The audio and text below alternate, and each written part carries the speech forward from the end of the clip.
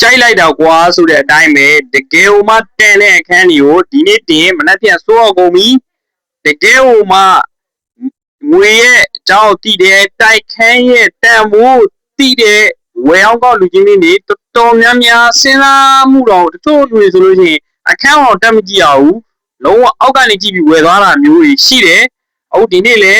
တန်တဲ့အခန်းကိုထက်ရောက်ချပေးမယ်တန်တာမတန်တော့လူချင်းမျိုးဆုံးဖြတ်ပေါ့6ထပ်တိုက်မှာ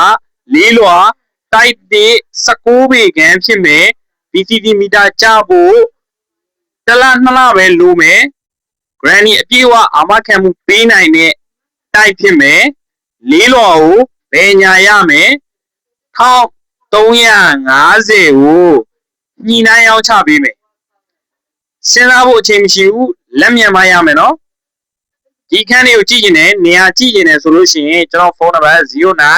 400 568 469 0968 5969 292ဆက်သွယ်မေးမြန်းဆောင်ရနိုင်ပါတယ်ကျွန်တော်ဥယျာဉ်မှုကျိုးဆောင်ဖြစ်ပါတယ်